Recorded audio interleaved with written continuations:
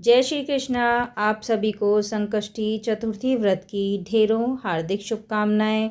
भगवान गणेश आप सभी की सभी मनोकामनाएं पूर्ण करे, ऐसी मैं आशा करती हूँ। तो दोस्तों, कैसे हैं आप सभी। आज की इस वीडियो में हम आपके लिए लेके आए हैं संकष्टी चतुर्थी व्रत कथा, उसका सही समय, सही संपूर्ण विधि एवं शुभ मुहूर्त एवं चंद्रोदय का समय। तो अंत तक हमारे साथ बने रहिए।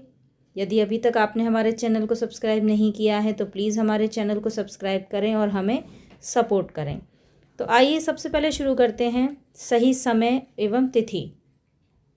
तो माघ महीने में पड़ने वाली संकष्टी चतुर्थी व्रत को संकट चौथ भी कहा जाता है।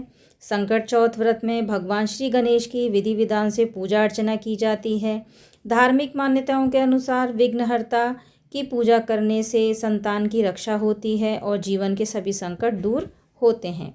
संकट चौथ व्रत के दिन चंद्र पूजन अनिवार्य माना गया है। संकट चौथ व्रत संतान की लंबी उम्र के लिए रखा जाता है। इस दिन संकट हरण श्री गणेश जी का पूजन होता है। पूजन में दूर्वा, शमी पत्र, बेलपत्र और गुड़ और तिल के लड्डू चढ़ाए जाते हैं। यह व्रत संतान के जीवन में विघ्न बाधाओं को हरता है, संकटों व दुखों को दूर करने वाला और रिद्धि सिद्धि देने वाला है। संकट चौथ पर तिल का विशेष महत्व है, इसलिए भगवान गणेश को तिल के लड्डुओं का भोग ज़रूर लगाना चाहिए। जनवरी 2025 में संकट चौथ व्रत की डेट शुक्रवार 17 जनवरी 2025 है। इसका शुभ मुहूर्त चतुर्थी तिथि प्रारंभ जो हो रही है जनवरी 17 2025 को 4 सुबह 6 मिनट तक तथा चतुर्थी तिथि समाप्त हो रही है जनवरी 18 2025 को 5:30 सुबह। संकट चौथ के दिन चंद्रोदय का समय रहेगा 9:09। इसका समय अलग अलग शहरों में अलग अलग भी हो सकता है। संकट चौथ के दिन दिया जाता है चंद्रमा को अर्घ। क्यों दिया जाता है, आइए आगे जान लेते हैं। शास्त्रों के अनुसार चंद्रमा को औषधियों का स्वामी और मन का कारक माना जाता है। चंद्रदेव की पूजा के दौरान महिलाएं संतान की दीर्घायु और निरोगी होने की कामना करती हैं। चंद्रमा को अर्घ देने से सौभाग्य का भी आशीर्वाद प्राप्त होता है। आगे जान लेते हैं किस विधि से हमें चंद्रमा को अर्घ देना चाहिए जिससे उसका संपूर्ण फल हमें अपने व्रत का प्राप्त हो सके। चांदी के पात्र में पानी में थोड़ा सा दूध मिलाकर चंद्रमा को अर्घ देना चाहिए। संध्या काल में चंद्रमा को अर्घ देना काफ़ी लाभप्रद होता है। चंद्रमा को अर्घ देने से मन में आ रहे समस्त नकारात्मक विचार, दुर्भावना और स्वास्थ्य को लाभ मिलता है। चंद्रमा को अर्घ देने से चंद्र की स्थिति भी मजबूत होती है। आगे जान लेते हैं इसकी पूजन विधि क्या है। संकष्टी चतुर्थी के दिन सुबह जल्दी उठकर हमें स्नान करना है। घर के मंदिर में दीप प्रज्वलित करना है। संभव हो तो इस दिन व्रत रख सकते हैं। गणपति भगवान का गंगाजल से अभिषेक ज़रूर करें।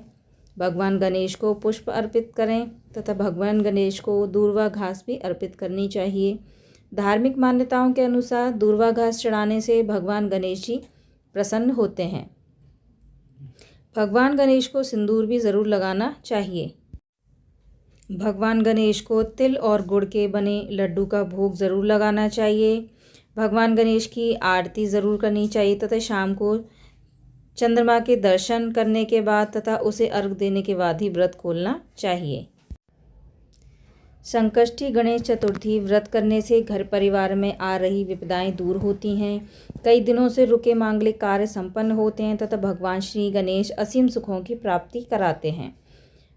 तो आगे जान लेते हैं संकष्टी चतुर्थी की कथा।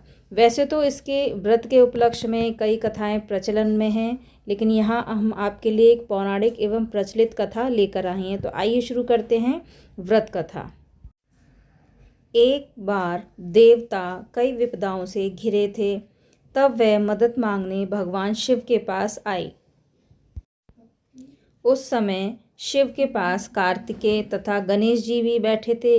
देवताओं की बात सुनकर शिव जी ने कार्तिकेय व गणेश जी से पूछा कि तुम में से कौन देवताओं के कष्टों का निवारण कर सकता है। तब कार्तिकेय व गणेश जी दोनों ने ही स्वयं को इस कार्य के लिए सक्षम बताया। इस पर भगवान शिव ने दोनों की परीक्षा लेते हुए कहा कि तुम दोनों में से जो सबसे पहले पृथ्वी की परिक्रमा करके आएगा वही देवताओं की मदद करने के लिए जाएगा। भगवान शिव के मुख से यह वचन सुनते ही कार्तिकेय अपने वाहन मोर पर बैठकर पृथ्वी की परिक्रमा के लिए निकल गए, परंतु गणेश जी सोच में पड़ गए कि वह चूहे के ऊपर चढ़कर सारी पृथ्वी की परिक्रमा करेंगे तो इस कार्य में उन्हें बहुत समय लग जाएगा। तभी उन्हें एक उपाय सूझा। गणेश जी अपने स्थान से उठे और अपने माता पिता की 7 बार परिक्रमा करके वापस बैठ गए। परिक्रमा करके लौटने पर कार्तिकेय स्वयं को विजेता बताने लगे। तब शिव जी ने श्री गणेश से पृथ्वी की परिक्रमा ना करने का कारण पूछा।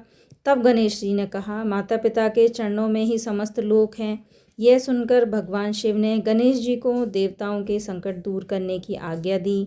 इस प्रकार भगवान शिव ने गणेश जी को आशीर्वाद दिया कि चतुर्थी के दिन जो तुम्हारा पूजन करेगा और रात्रि में चंद्रमा को अर्घ्य देगा, उसके तीनों ताप यानी दैहिक ताप, दैविक ताप तथा भौतिक ताप दूर होंगे। इस व्रत को करने से व्रतधारी के सभी तरह के दुख दूर होंगे और उसे जीवन के भौतिक सुखों की प्राप्ति होगी।